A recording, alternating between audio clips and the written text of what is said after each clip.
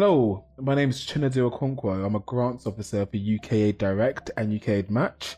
Today, we are joined by Sarah Jane Dowling, who is a program manager and safeguarding lead for Sense International. Hi, Sarah. How are you doing? I'm good, thank you. How are you? Yeah, I'm really well, thank you. And thanks so much for joining us today on the Learning Post. I guess we'll go straight into the first question. Can you briefly outline some of the key safeguarding challenges when working in the communities you typically target with your interventions? Sure. So Sense International works with people with deafblindness and multisensory disabilities in 8 countries around the world. People with deafblindness have varying degrees of hearing and sight impairment, and due to the complex nature of their disabilities, they're often among the most marginalised people in the world. It's commonly known that people with disabilities are sadly statistically far more likely to experience abuse than people without disabilities. And according to UNICEF, children with disabilities are 4 times more likely to experience abuse and 3 times more likely to experience sexual abuse than children without disabilities.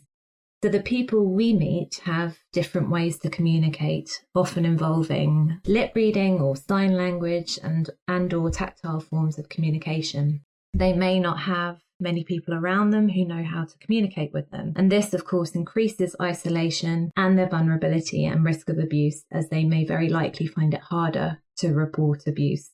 Some of the people we work with may have very severe disabilities, which sometimes makes it harder to understand, to recognise, to process and to share abuse, whilst not, of course, lessening their pain or trauma. And due to the increased risk I've described, parents can also naturally be more protective of their children with deafblindness and even more fearful in engaging in conversations around safeguarding and abuse than we might otherwise see under other circumstances, as they want to protect their children from even hearing about such things. People in their communities might have high levels of stigma towards people with deafblindness and misunderstandings about the disability, which mean they can see abuse towards the people we support as less serious or less shocking than elsewhere in the community. They might not believe that people with severe disabilities have the same rights or experience the same emotions or pain as others in the community, making it less likely to recognise abuse. So, for example, neglect. We sometimes sadly see that children with deafblindness are not being fed sufficient amounts of food, but that is not recognised as neglect. This stigma and fear of stigma can also mean that those aware of abuse against a person with deafblindness might be less likely to report, and they often fear local referral authorities might not protect the person with deafblindness in the way that they should.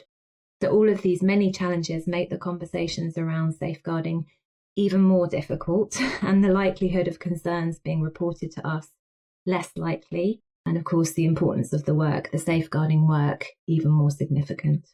Given these challenges, can you describe the steps taken by Sense International towards inclusive safeguarding in recent years? So I think the first thing to say here, and the thing I always say, is that safeguarding is a journey for us all, and perhaps one that never ends. And we are certainly still on that journey and reflecting along the way. Sense International recognises the importance of safeguarding in the light of the challenges that I just described to you. And we've been working with an increased focus and priority in this area for the last 4 years. We have a rights-based approach to safeguarding, meaning we recognise the fact that everyone we work with and everyone who works with or for us has a right to be safe. So we have revised and refreshed all of our key safeguarding policies, including the Code of Conduct. We have reconsidered the way we recruit and implemented a new training regime for people who work for us and with us. We have designated staff safeguarding focal points in each of our teams and on each of our national boards. We work with our partners to help improve their safeguarding measures, and we work with our communities to learn from them about safeguarding and to help them learn more about ways to stay safe. We are a small team facing high risks, as I described to you, and so we use a risk-based approach to safeguarding to prioritise resources where the risk is highest.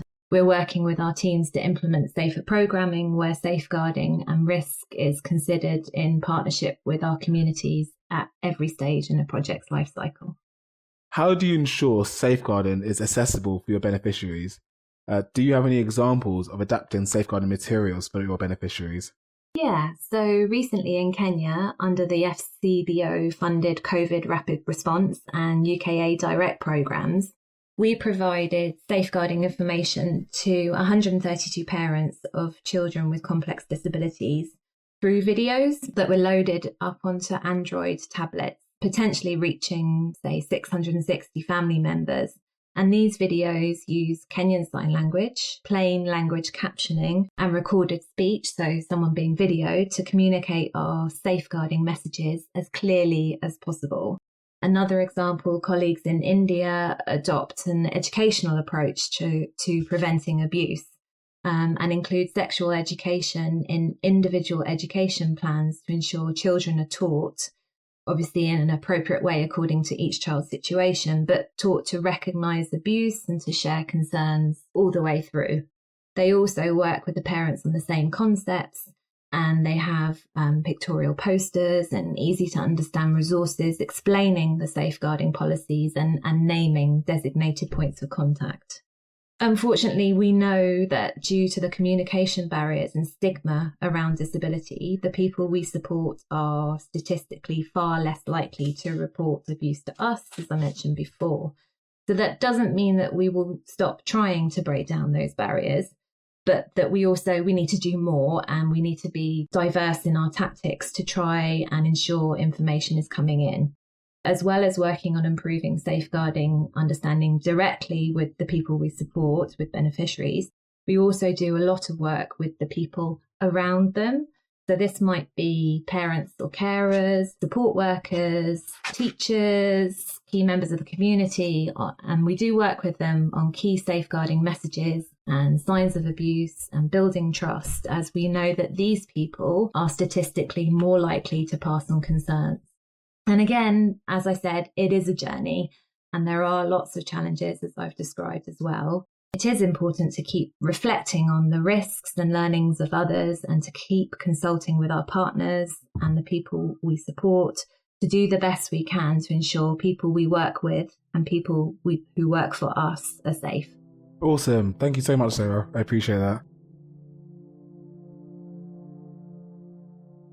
To find more examples of good safeguarding practice, head over to the Learning and Resources section of the UKA Direct website at ukadirect.org/learning. And don't forget to subscribe to the Learning Post so you don't miss any future episodes. Thank you for listening.